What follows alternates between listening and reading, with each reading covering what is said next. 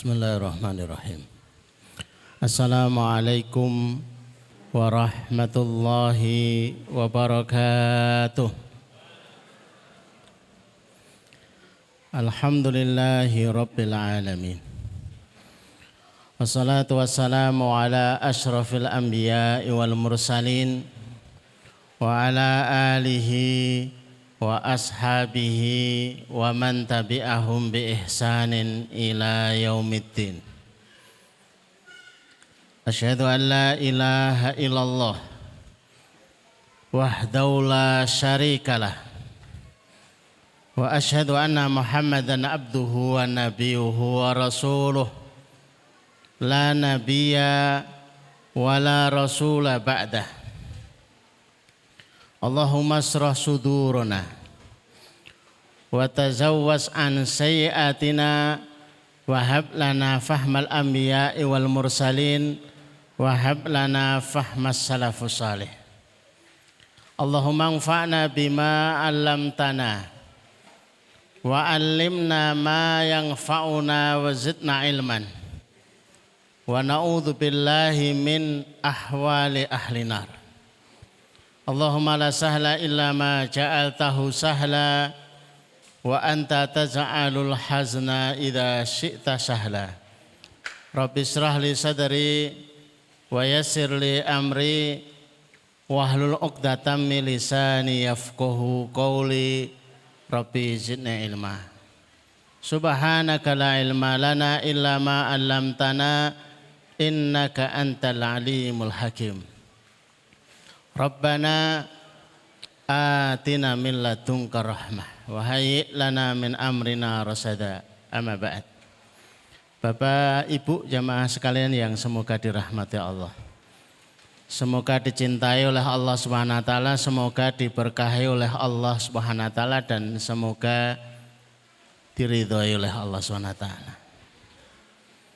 Abu Dzar Al-Ghifari pada satu hari bertanya kepada Rasulullah Sallallahu Alaihi Wasallam,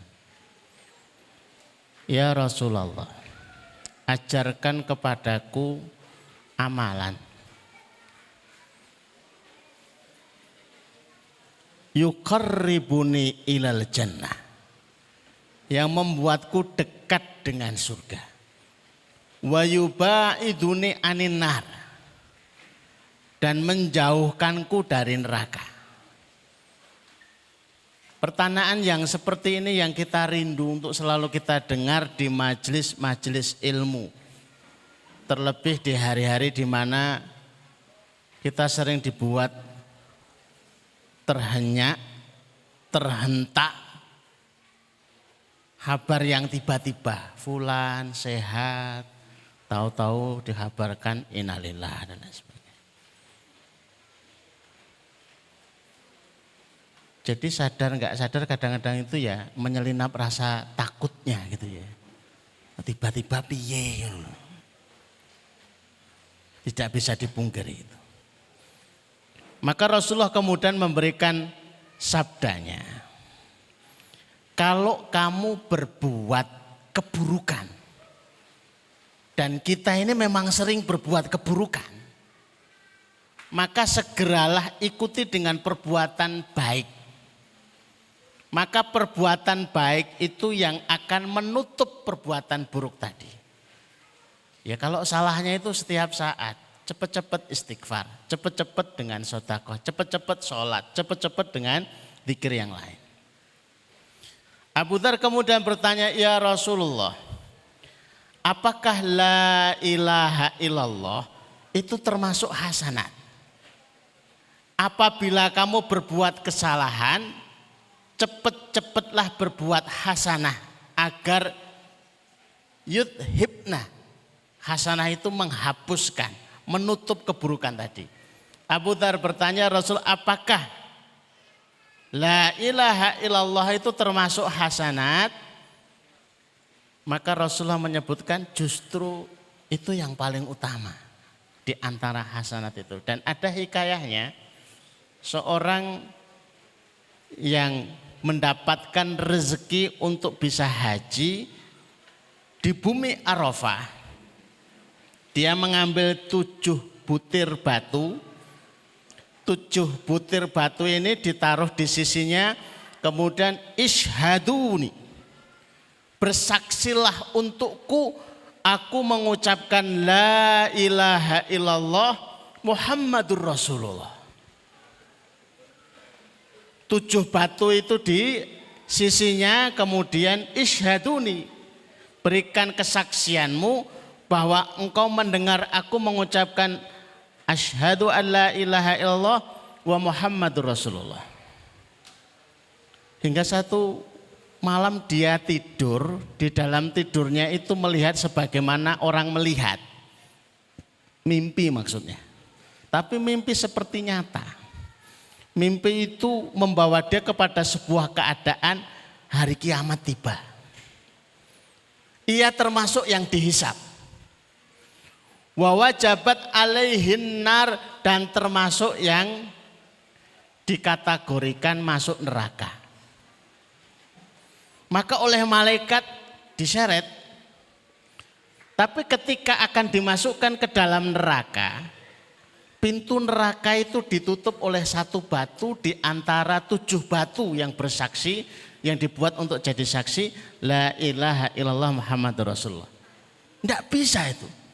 Seluruh malaikat yang menjaga neraka, seluruh malaikat yang akan menyiksa, itu mengangkat 1 batu yang untuk menghalangi pintu neraka, enggak ada yang kuat. Wasiqa ila naril akhar, kemudian digiring ke neraka yang kedua, ketiga, keempat, kelima, keenam, dan ketujuh, semuanya berlaku sama. Akhirnya dibawa kepada Allah. Malaikat mengadu, ya Allah, engkau yang lebih tahu urusan hamba ini. Kami sudah menyerah. Kalau sudah di luar wilayah dan di luar kemampuan sudah diserahkan kepada Allah. Wahai malaikat, batu ini itu sudah memberikan hak pembelaan, hak syafaat, hak persaksian kepada fulan yang mengucapkan la ilaha illallah Muhammadur Rasulullah. Apatah lagi saya. Kalau batu saja memberikan haknya, maka Allah lebih memberikan haknya. Masukkan dia ke dalam surga. Dan ketika dibawa ke sana, pintu surga tertutup. Maka datang lagi 7 batu. Dan 7 batu itu memberikan kesaksian sekaligus menjadi kunci untuk membuka 8 pintu surga. Silahkan masuk dari mana yang dikehendaki. Allahu Akbar. Kami pertama mendengar hadis ini bahagia. Di antara sekian perjalanan kehidupan yang kita itu jatuh bangun untuk memperjuangkan dan berbekal diri, kadang-kadang itu terselip sebuah perasaan nyaris putus asa. Terus bekalnya opo gitu loh. Tapi ngelihat hadis ini tuh ada bahagianya itu. Bahasanya iki ya ora angel-angel banget nggih Bu. Ngono ya iso. Rasa golek batu, kursi ya iso. Rasa golek kursi, anggota keluarga itu juga bisa menjadi saksi. Nilai la ilaha illallah Muhammadur Rasulullah begitu dahsyatnya. Dan yang seperti itu kita dapatkan di majelis-majelis ilmu. Umpama panjenengan pengen baca sendiri, ya enggak apa-apa, saya punya bukunya. Mung bahasa Arab Pak. Enggak apa-apa, tak tawari ustaz-ustaz niku nggih kur geleng-geleng tok. Buku kami itu terhitung di sini itu awet anyar. Orisinil gitu ya. Ditawak, ditinggal di sana enggak hilang-hilang, 2 hari enggak hilang, seminggu enggak hilang. Kok awet men ya? Beda sama jam, beda sama dompet, cepet hilang itu ya. Taruh di, wah hilang, tidak pengumuman. Kacamata tinggal sebentar hilang. Buku awet. Seminggu awet, 2 minggu ya awet. Bahkan sengaja kadang tak tinggal. Mbok menawa ana sing gelem maca. Alhamdulillah itu. Tidak ada yang berselera membacanya. Bahasa Arab. Bapak Ibu yang dirahmati Allah, Sore ini kita akan mengkaji tentang pesan Ar-Rahman.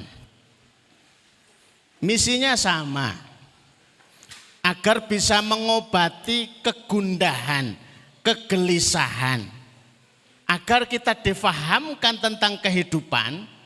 Ini menjadi madrasah kehidupan, menjadi pesantren kehidupan. Kita lebih memahami bahwa apa yang sementara kita lihat seakan tertampak di depan mata itu adalah sesuatu yang nampaknya negatif, ternyata itu disimpan hikmah begitu besarnya. Karena kita sadar kita nggak sempurna, ini harus kita akui. Jangan ngaku sempurna, jangan ngaku bisa, jangan ngaku semuanya serba bisa. Karena tak sempurna, maka semua yang terjadi dalam kehidupan kita itu tidak ada yang kebetulan. Daun yang jatuh di malam hari gelap berapa kali berputar? Kecepatannya berapa? Terus nanti jatuh menghadap kemana?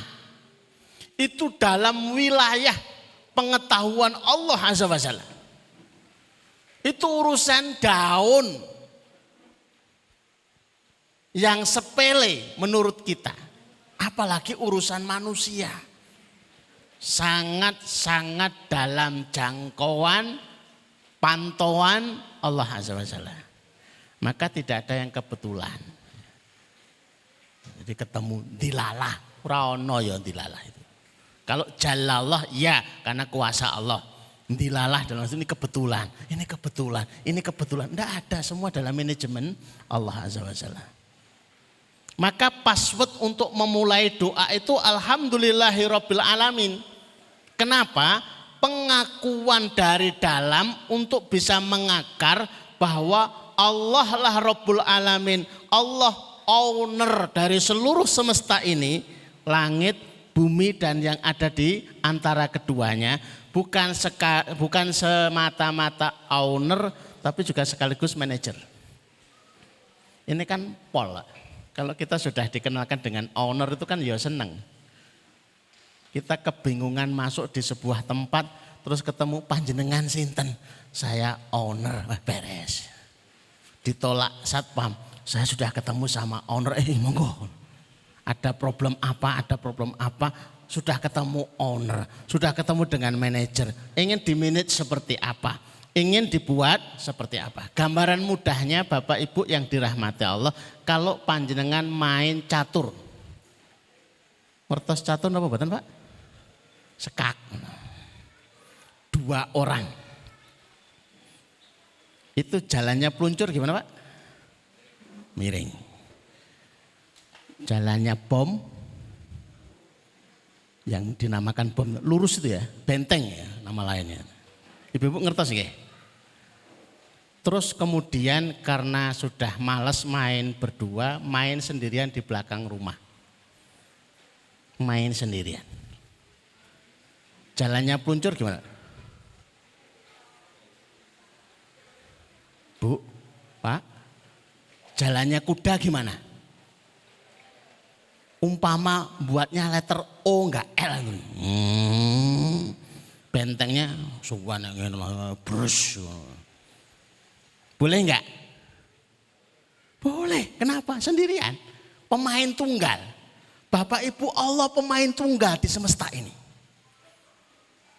Tidak ada sekutu. Lah kalau pemain tunggal yang seharusnya dibilang enggak bisa jadi bisa, terserah. Ini harusnya lunas sebulan. Siapa bilang? 1 menit pun bisa kok. Ini harusnya menurut ilmu pada umumnya sukses setelah 1 tahun. Sukses setelah 5 tahun. Lah ini kok selama sebulan langsung sukses. Ini lompatan. Terserah Allah yang Maha Kuasa. Maka problem kita sesungguhnya kalau kita itu jauh dari Allah. Seberapa hebat pun kita. Tapi kalau kita dekat dengan Allah itu tidak ada masalah seberapapun musibah dan masalah itu menghampiri kita. Asalkan kita dekat dengan Allah. Selesainya itu hanya tunggu waktu. Cepat atau lambat itu hanya tunggu waktu. Karena kita dekat dengan Allah. Maka problem kita sesungguhnya adalah jauh dari Allah. Nah, karena tidak ada yang kebetulan, semuanya ini diatur, teratur, kita menangkap sinyal-sinyal untuk memahami hikmahnya apa. Dan mizan itu tidak pernah ketinggalan. Setelah dihadirkan dunia dibuat, apa yang terjadi dibuat, Allah taruh mizan. Mizan itu timbangan. Maknanya apa dengan timbangan? Segala sesuatu tanpa timbangan itu ya kok jatuh. Harus ada. Wala tahsabannallahu ghafilan amma ya'malu dzalimun. Jangan pernah kamu mengira, menyangka Allah lupa untuk membalas setiap kezaliman. Faman ya'mal mithqala dzarratin khaira, siapa yang berbuat kebaikan sekalipun itu lembutnya selembut yang bisa ditimbang oleh manusia, paling kecil oleh alat timbangan manusia, ya roh, Allah akan tampakkan. Seburuk apapun kecilnya itu, lembut sekali keburukan, Allah tampakkan balasannya. Maka sangat adil Allah Azza wa Jalla. Kita punya Rob. Apa yang mengkhawatirkan kalau kita punya Rob, owner sekaligus manajer, bukan hanya wilayah tapi semesta. Maka butuh kita ini membaca pesan, perlu ngerti. Bagaimana cara membaca pesan? Satu, melalui buku petunjuk. Dibaca-baca terus Al-Quran. Oh, ini ternyata ini ternyata ini. Tak pikir begini, ternyata begitu. Butuh bertanya.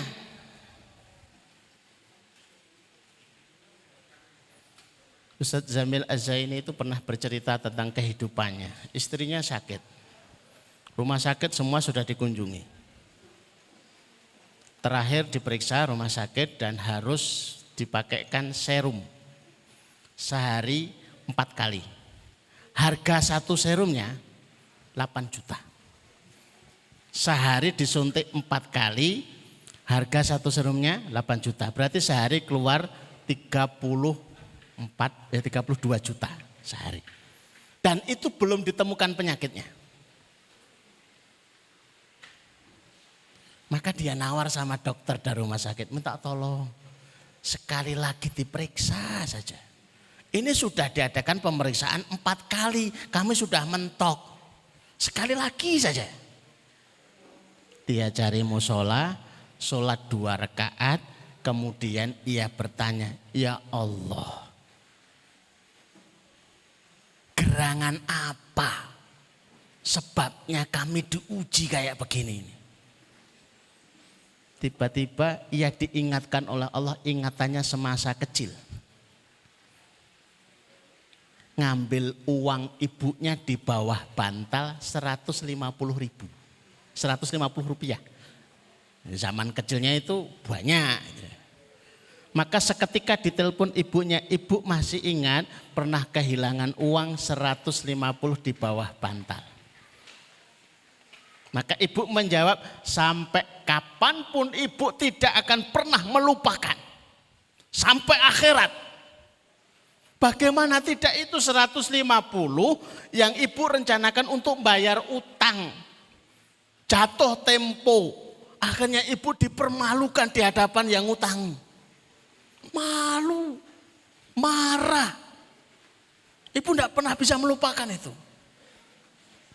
Ibu, yang ngambil uang itu saya. Oh, kalau kamu nak saya maafkan. Begitu ibu itu ya, kalau sama anaknya itu ya. Juengkel kayak apa itu. Wong sing anu kula, ya sudah kamu dimaafkan. Iki sapa sing ngentekke lele ning kolam niku? Iki mesti ula. Nah, ora ula iki mesti wah dijaring apa dipotak sapa apaan? Anu niku kula kok, Pak. Oh. Iki to masalah iki. Masalahnya, ini mau dimaafkan, ya kamu tak maafkan. Ya, orang tua itu sama anaknya demikian hebatnya gitu ya.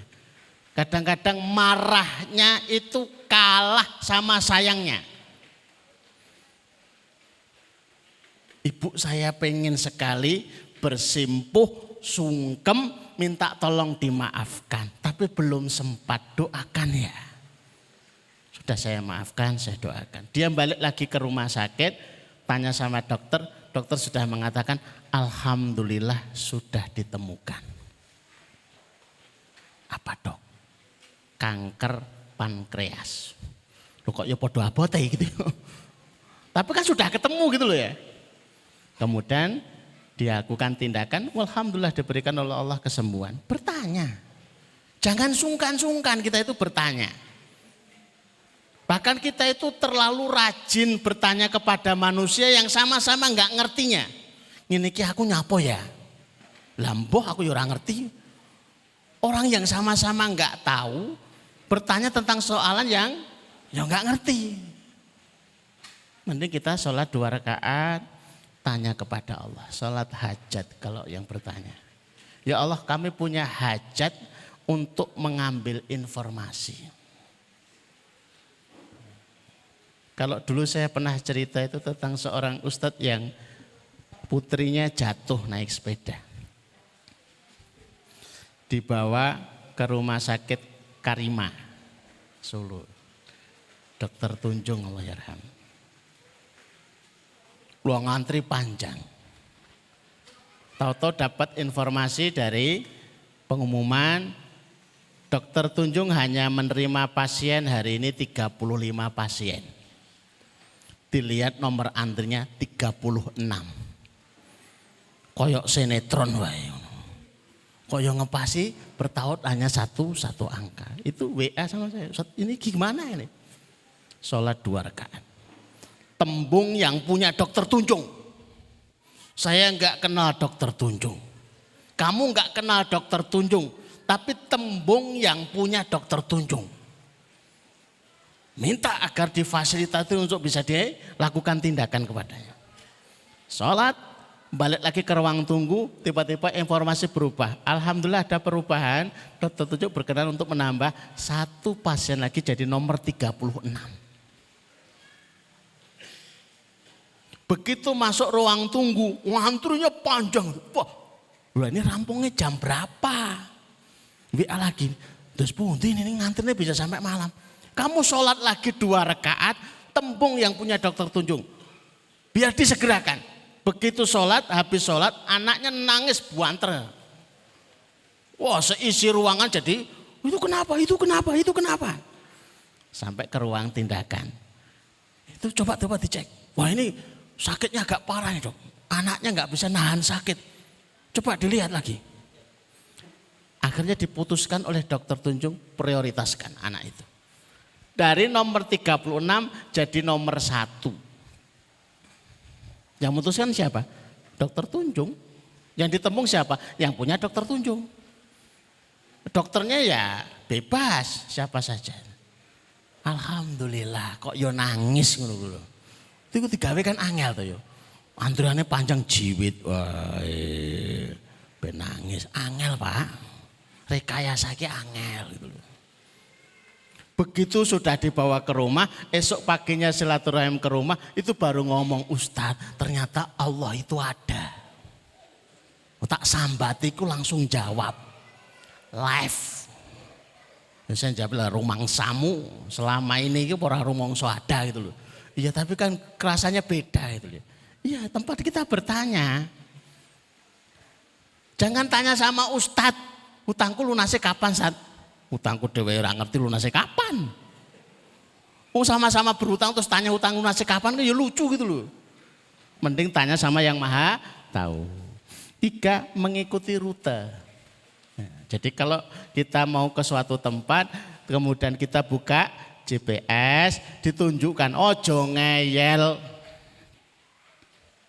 belok kanan. Walah iki cerewet iki wedok cerewet sisan suarane kiri wae. Anda tersesat. Balik nah. Oh, lurus wae.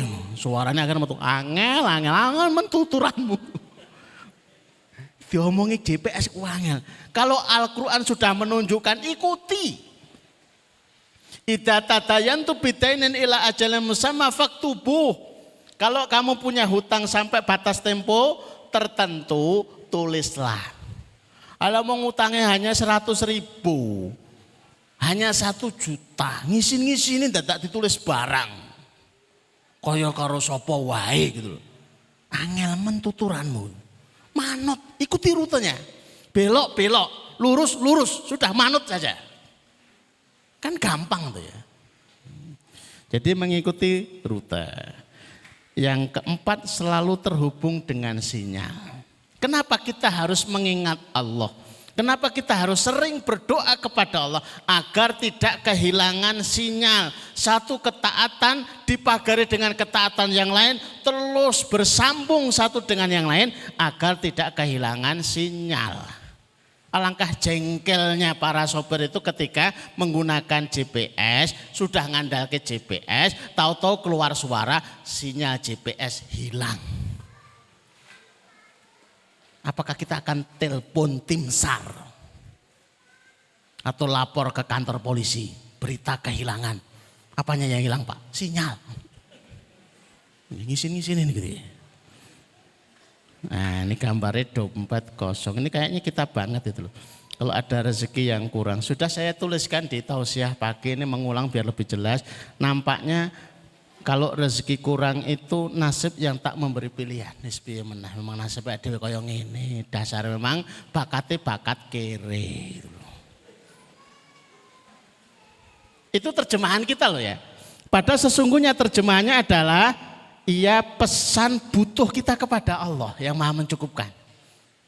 Jadi yang merasa kurang-kurang secara rezeki itu bukan semata-mata itu nasib yang tidak ada pilihan untuk bisa milih.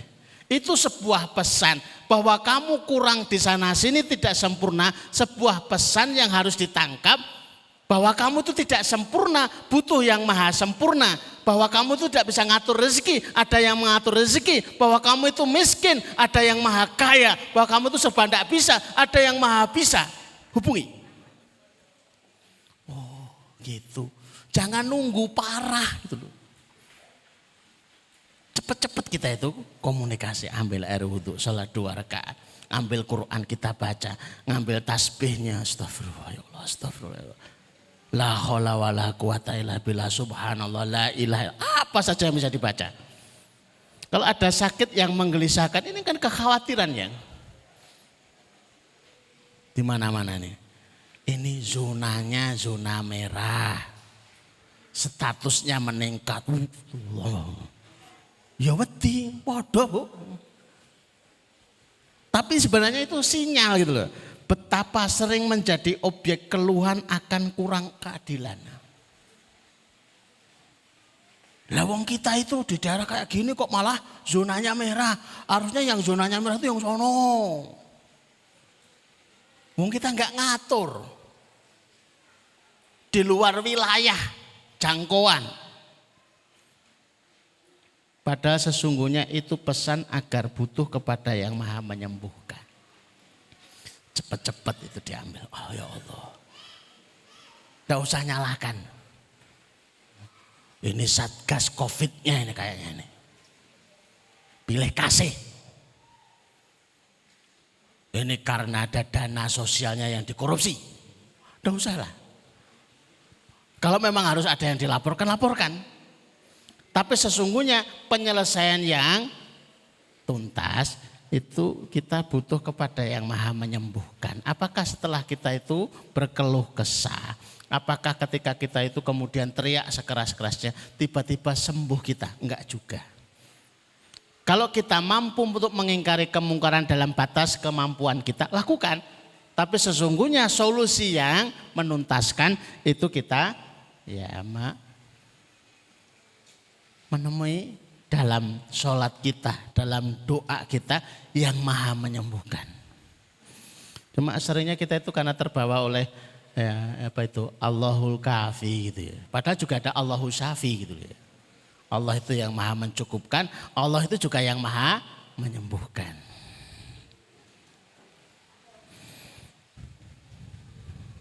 Nah, takdir yang mengalir. Sudah ditunggoni sejak TK. SD dibarengi sak kelas. Bahkan satu bangku kan. SMP sama. Sak alma mater. SMU mangkat bareng. Kuliah fakultas sama. Giliran nikah. Loh kok milih yang lain? Gimana Pak? Kata nih Pak. Lah yang dinikahi justru temennya sendiri. Sakit gak itu? Jangan juengkel. Kene sing nunggu, ngerawat, ngopeni, biayai. Giliran panen, sana yang panen. Teman sendiri lagi. Itu ndak punya hati nurani. Alah gayane. Putus asa. Ngerti yang ngono, memang kita nggak tahu, nggak ngerti. Jadi kalau kita itu sempat seperti dipermainkan oleh takdir, itu nggak mempermainkan. Kita saja yang baper sebenarnya itu, dibawa perasaan. Seakan tak memberi ruang untuk menentukan, bukan nggak memberikan ruang, tapi memberikan sebuah pesan. Akan butuhnya kita kepada yang maha kuasa menentukan.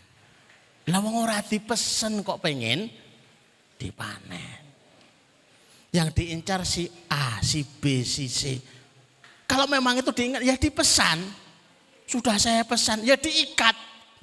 Sudah saya ikat diulang-ulang biar kuat. Nah, diikat itu bulan balen itu. Ya Allah jangan sampai meleset ya Allah. Ya Allah jangan sampai meleset. Ora ditaleni, tidak diikat kuat, akhirnya lepas, akhirnya lewat, akhirnya kecewa. Malah ngombe baygon ada perkara ya. Sulitnya merakit kefahaman para santri sekalian. Para orang tua santri-santriwati. Jadi kalau anaknya enggak pinter itu yang jadi kambing hitam, EQ-nya kurang. Bapak itu EQ-nya itu di atas rata. Ibumu EQ-nya istimewa. Bapak mien juara kelas terus. Muridnya piro Pak? Loro. Ibumu ya juara kelas. Muridnya piro Bu? Ya loro. Ibu karo bapak biasa kelas. Atau kualitas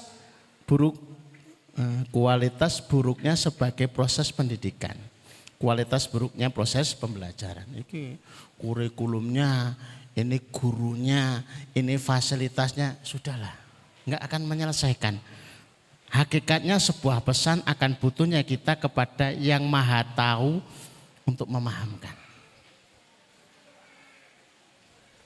Kalau Bapak Ibu sempat membaca biografi Syekh Badi'uzzaman Nursi dari Turki. Itu di daerah pegunungan terpencil tapi bisa merubah Turki. Punya hafalan luar biasa. Sampai guru-gurunya itu bertandang ke rumahnya tanya sebenarnya istimewanya itu apa toh? Kemudian diceritakan oleh ibunya, saya tidak pernah menyusui bayi saya kecuali dalam keadaan wudhu. Bapaknya karena petani itu kalau nuntun sapi ke sawah untuk membajak itu diikat mulutnya sapi. Kenapa diikat itu? Agar tidak makan tanaman yang bukan haknya. Padahal ini untuk mencari nafkah, untuk makan kami sekeluarga. Sehati-hatinya. Yang membuat cerdas itu bukan makanan bergizi, tapi makanan halal. Yang membuat cerdas itu bukan parenting macam-macamnya itu. Itu hanya ikhtiar, istiad. Ada ikhtiarnya iya. Tapi yang paling mempengaruhi adalah ketaatannya kepada Allah dan terhubungnya dengan Allah Azza wa Jalla. Oh niku Imam Syafi'i. Sudah pernah dengar ceritanya Imam Syafi'i? Bapaknya Imam Syafi'i itu namanya Idris. Jago puasa sunnah. Pada saat mau buka puasa, tidak menemu yang untuk takjil. Akhirnya nyari sungai. Sekedar minum air sungai untuk membatalkan puasa. Pada saat akan minum air, ada apel hanyut. Nah karena dalam kondisi puasa sudah masuk buka tanpa pikir panjang langsung diambil dimakan. Begitu sudah dimakan teringat, lah ini punya siapa? Halalkah apel ini? Itu di sungai loh ya. Lah kita itu njukuk kerupuk ning dalan jatuh, orangnya masih kelihatan. Impet wae ben ora ngerti. Nah, ini di sungai. Itu kan jelas milik bersama. Apapun yang hanyut di sungai, sungai kan plat merah. Milik bersama, milik umum. Milik negara. Itu diturut sepanjang sungai itu. Sampai kira-kira ketemu dengan kebun yang ada pohon apelnya dan ada yang menjorok ke sungai. Ditembung, Pak jenengan saya gak ada. Ya. Saya tadi nemu apel, sepertinya dari kebun panjenengan. Mohon dihalalkan. Yang pemilik kebun ya ngerti wong soleh juga. Kok enak bentuknya anak muda kok model kayak ngene iki. Si Sandene ini bibit unggul model kayak gini. Itu saya halalkan dengan 2 syarat. 1, kamu kerja di kebun saya ini selama 2 tahun. Coba dipenggalih Bapak. Kira-kira enak ora? Alah ngapal siji pun betul saya dihalalke wis kerja 2 tahun rekoso. Itu yang pertama. Yang kedua, kamu harus menikahi putri saya. Nah, ini rotok kira-kira. Tapi belum dikasih fotonya. Ndak ada selfie-nya. Ten Facebook wonten, belum ketemu Facebooknya. Cuma dikasih info, putri saya itu 1 buta. Coba Pak, yo balik kanan lagi modelnya, nonton nanti kae. 2 tuli, aduh. Buta, tuli, yang keempat bisu.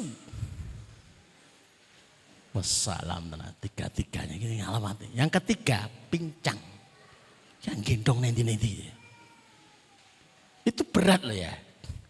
Nikah ki yo seneng, tapi nek calonnya model kayak seperti ini, itu jadi senep Pak. Yang semula itu seneng jadi senep. Tapi demi kehalalan diterima. Nah langsung dipanggil 2 saksi, langsung diakadkan. Ayo ben ora melayu ya si Sandene. Begitu sudah, monggo silakan dilihat istrinya. Begitu dilihat salam lah kok dijawab langsung lari lagi. Katanya bisu. Alah mlebu. Dilihat oh, motornya ono, katanya buta. Alah ish. Tadi penjelasannya masih koma. Putri saya itu bisu karena tidak pernah bicara yang haram. Putri saya itu buta karena nggak pernah ngelihat yang haram. Putri saya itu tuli karena tidak pernah mendengarkan yang haram. Putri saya itu pincang karena tidak pernah digunakan kakinya melangkah ke tempat-tempat yang haram. Oh, ya tambah seneng. Suaminya seperti ini, istrinya seperti ini. Keluarnya bibit unggul, wajar. Wajar. Jadi ibunya sudah hafal Quran. Dalam kandungan itu sudah diinstal terus. Oh, saya itu nggak pernah nginstal anak saya joget kok. Tapi TV ini nyetel joget terus. Tonggone gawene joget. Ngelewat pas ono sing joget mandek se. Begitu umur 1 tahun, kok pinter joget. Ya bakat. Instalan. Install tidak sengaja. Itu pesan kita butuh kepada yang maha memahamkan. Gagalnya sebuah ketaatan, pengen tilawah 5 juz kok gagal-gagal terus ini jane iki napa to?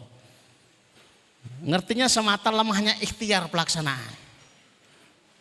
Ternyata sebuah pesan akan butuhnya kita kepada yang maha menolong akan pertolongan. Kadang kita itu terlalu pede, terlalu bangga dengan kemampuan bacaan Quran. Wong hafidhah 5 juz ki ya kecil. Meleset. Sudah setoran 30 juz 5 juz itu ya kecil. Oh Ustaz 5 juz ya lewat. Banyak yang gagal. Jangan mengira sudah hafal Quran itu berarti 5 juz tilawahnya itu beres. Gagal. Kalau enggak minta pertolongan kepada Allah sulit. Tapi sekalipun masih terbata-bata, tangannya diangkat, ya Allah, izinkan ya Allah. Aku menikmati kalammu ya Allah, ayat-ayatmu. Bahagiakan kami, banggakan kami, mudahkan kami untuk bisa bertilawah hari ini 5 juz semudah-mudahnya. Panjenengan bisa. Panjenengan bisa. Sudah berapa banyak dulu yang silaturahim begitu ngelihat formula 12 tertulis 15 juz tilawah setiap hari. Ini impossible, ini impossible. Nyatanya banyak yang bisa. Ternyata bisanya bukan karena semata-mata sudah lancarnya membaca, tapi karena ketergantungan kepada Allah yang ditambah. Jadi Ar-Rahman itu mengirim pesan bisa bentuknya itu miskin. Jadi jangan putus asa yang miskin.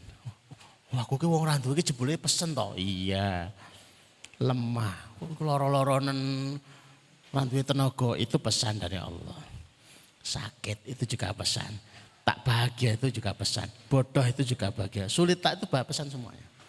Bahwa kita semua butuh kepada Allah, butuh kepada Allah, selalu terhubung dengan Allah. Bahwa kita tidak sempurna itu tandanya kita butuh kepada Allah, bahwa kita tidak sempurna kita bergantung kepada Allah, tandanya kita harus bergantung. Bergantung beda dengan bersandar Bapak Ibu. Bergantung itu kalau ada tali kemudian kita ingin lewat itu gantung. Begitu dilepaskan jatuh. Melepaskan Allah jatuh. Ya kalau pengen selalu terhubung dengan Allah ya bergantung. Kalimatnya saja Allahus Somad. Kalau kita itu tidak sempurna dan punya Allah yang menolong urusan kita itu tanda kita itu hamba. Minta kepada Allah itu pembuktian bahwa kita itu hambanya Allah. Tidak minta kepada Allah, nah itu masalah. Nah ibadah itu cara untuk mengakses semua yang tidak sempurna tadi untuk bisa disempurnakan. Ibadah cara untuk mengakses yang tidak sempurna pada kita untuk disempurnakan.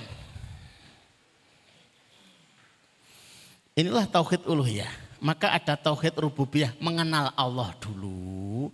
Kemudian masuk tauhid uluhiyah, cara berkomunikasi dengan Allah, cara berakhlak kepada Allah, cara mengakses Allah. Kemudian ada tauhid asma wa sifat, itu apa saja yang bisa diakses dari Allah. Ini loh, minimalnya itu 99. Ya Allah, seluruh kebutuhan kita, menu kebutuhan kita, itu ada semua ada pada Allah Azza wa Jalla. Tinggal kita mengaksesnya. Kurangin apa? Ya setahu saya kalau tidak bisa mengakses Allah dan tidak mau mengakses Allah itu kurangnya ya kurang ajar gitu loh. Wong sudah dibuat mudah, sudah dijelaskan semuanya. Kurang ajar itu kurang belajar. Yang kedua, kendaraan untuk doa kita ibadah. Habis sholat berdoa, habis adzan berdoa, habis tilawah berdoa, habis puasa berdoa. Habis bersedekah berdoa. Semua ibadah adalah kendaraan yang mengantar doa-doa kita sekalian. Nah, kalau kita terus meminta kepada Allah, maka penghambaan kita kepada Allah itu terjaga. Innallaha yuhibbul mulhina fi du'a. Allah itu suka kalau hamba itu terus merengek terus kepada Allah. Wahai malaikat, apakah hambaku masih berdoa? Masih ya Allah. Jangan kabulkan. Kenapa ya Allah? Aku suka rengeannya. Coba bayangkan.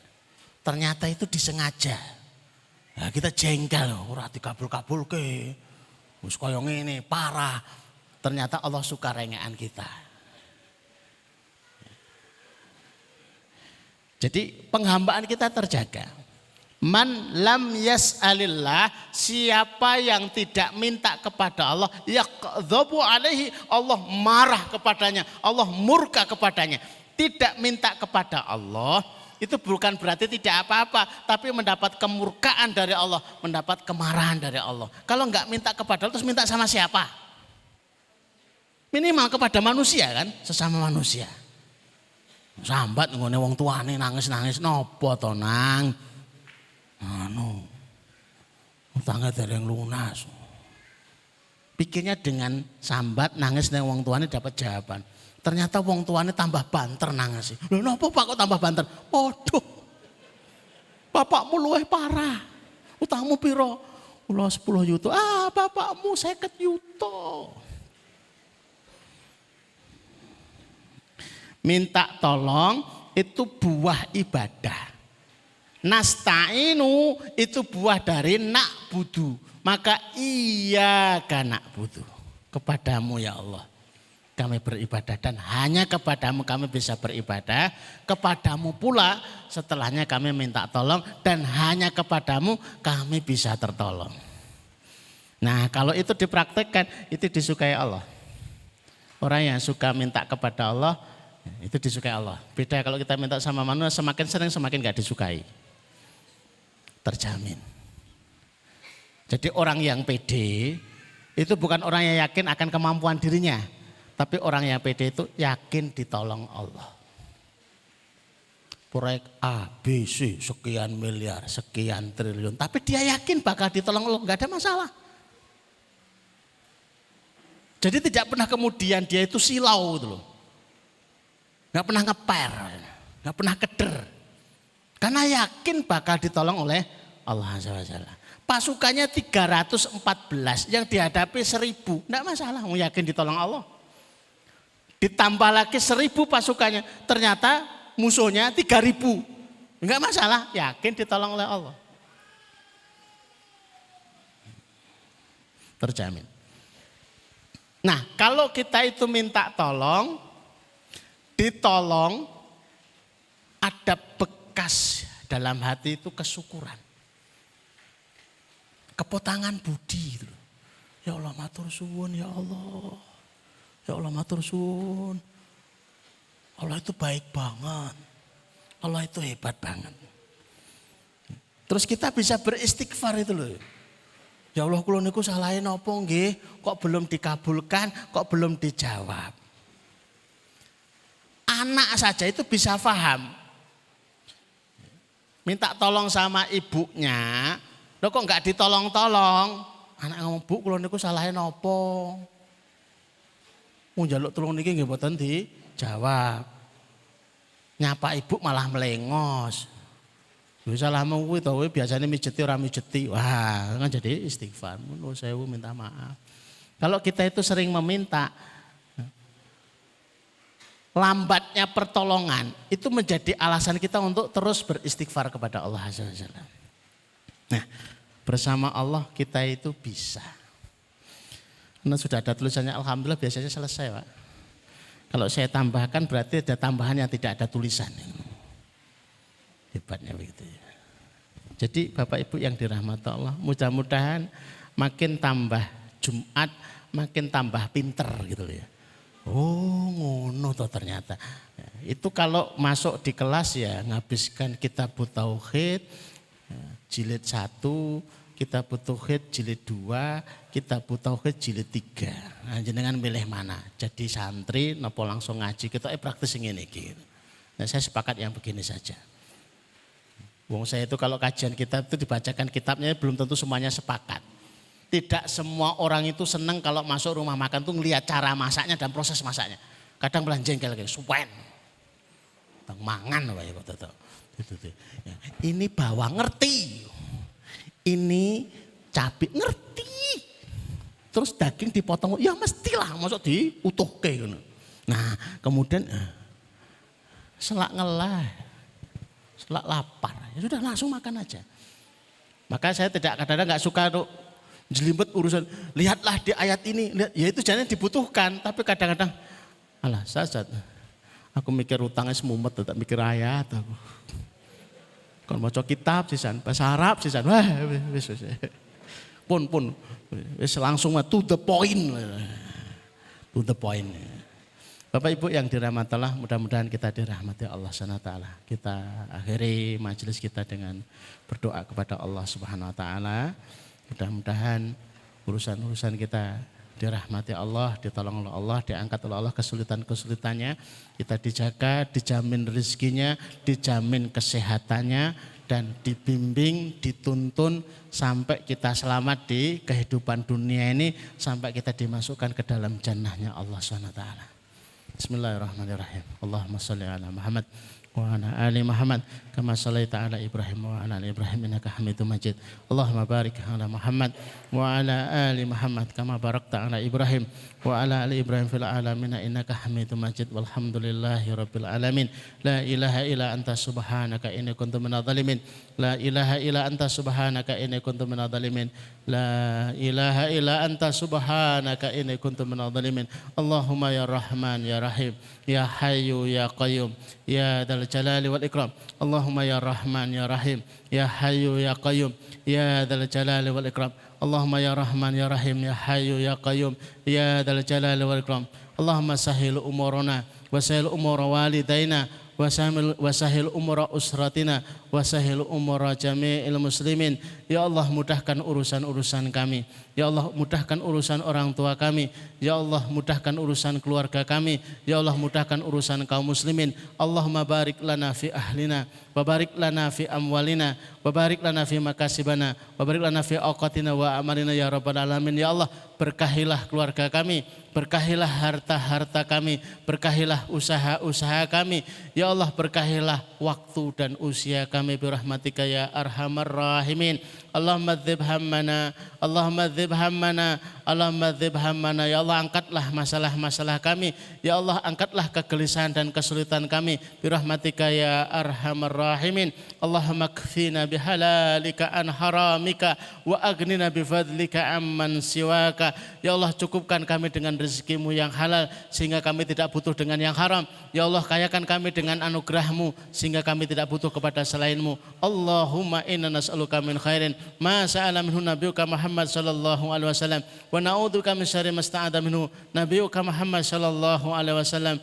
Antal musta'an, alaikal balagh, wala haula wala quwata illa billah. Ya Allah, sesungguhnya kami memohon seluruh kebaikan yang pernah kebaikan itu diminta oleh Nabi kami sallallahu alaihi wasallam.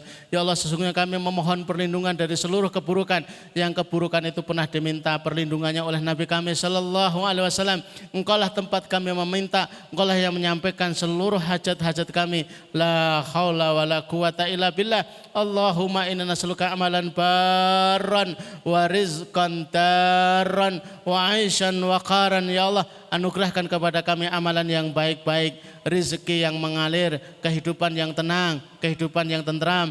Rabbana atina min ladunka rahmah wa hayyi' lana min amrina rasada. Rabbana atina fid dunya hasanah wa fil akhirati hasanah wa qina adzabannar wa qina adzabannar wa qina adzabannar. Wa sallallahu ala Muhammadin wa ala alihi wa sahbihi wasallam. Subhana rabbika rabbil izzati amma yasifun wa salamun alal mursalin walhamdulillahi rabbil alamin. Wa qalu qali hadza nastaghfirullakum hanakallahumma rabbana wa bihamdika asyhadu an la ilaha illa anta astaghfiruka wa atubu ilaik. Assalamualaikum warahmatullahi wabarakatuh.